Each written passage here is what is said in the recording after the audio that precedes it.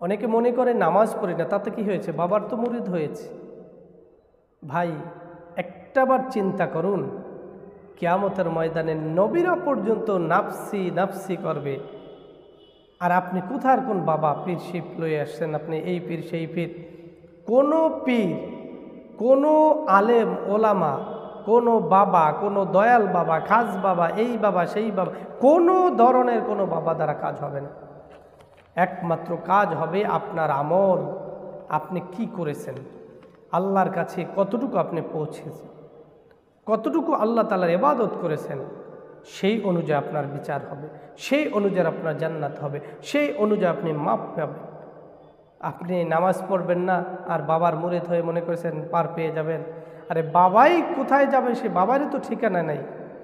হাসরের ময়দানে তো আপনার বাবা তো দূরের কথা, মা ছেলেকে চিনবে না, ছেলে মাকে চিনবে না, বাবা সন্তানকে ছেড়ে চলে যাবে। ও উম্মিহি ওয়া আবি ওয়া সাহিবাতি ওয়া বানি। আর আপনি কোথায় আছেন বাবা নিয়ে? আপন বাবাই তো আপনার পরিচয় দেবে না, আপন মাই তো আপনাকে পরিচয় দেবে না, আপনি সন্তান তো বাবা মার পরিচয় দেবে না, তো আপনার পিসাব কোথায় যাবে?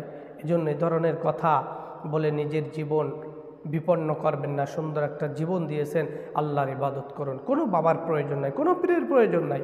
আপনি কোরআন হাদিস মানেন, বুঝেন, চেষ্টা করেন। না পারলে যারা বোঝে তাদের কাছ থেকে একটু বুঝে মানার চেষ্টা করুন। কোনো বাবা চাবা ধরতে হবে না, কোনো রশি ধরতে হবে না। সোজা দুটি কাজ যদি আপনি করতে পারেন, এক আল্লাহর হুকুম পালন, রসুলের তরিকায়, সোজা জান্নাত আপনার জন্য। এজন্য এই ধরনের কাজ থেকে বিরত থাকবেন।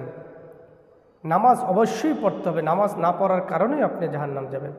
মা সালাকাকুম ফি সাকর ক্বালু লাম নাকু মিনাল মুসাল্লিন।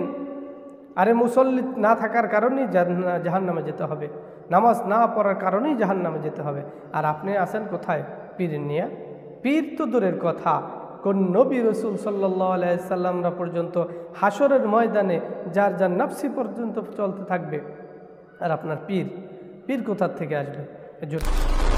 কাজা নামাজের ঘাটতি কিভাবে পূরণ হবে? কাজা নামাজের ঘাটতি কোনোভাবেই কোনো কিছু দ্বারাই পূরণ হবে না।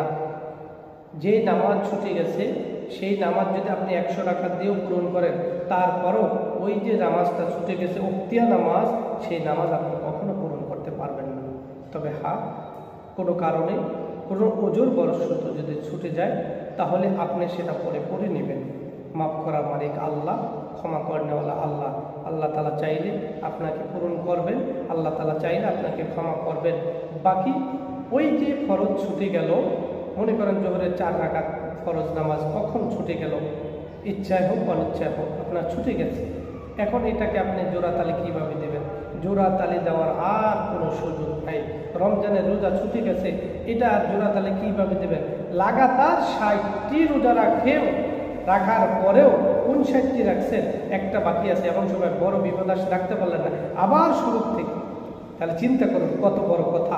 একটা রোজার বিনিময়ে 60টি রোজা, তাও ওই রোজার সমতুল্য হবে না। এজন্য এটা পূরণ করা কোনোভাবেই সম্ভব না। তবে আমরা চেষ্টা করতে পারি, আল্লাহ তাআলা পূরণের ব্যবস্থা তার যদি দয়া হয় করবেন, না হলে করবেন না। এটা নিয়ে আমাদের আর কোনো কথা থাকবে না, চাওয়া পাওয়া থাকবে না।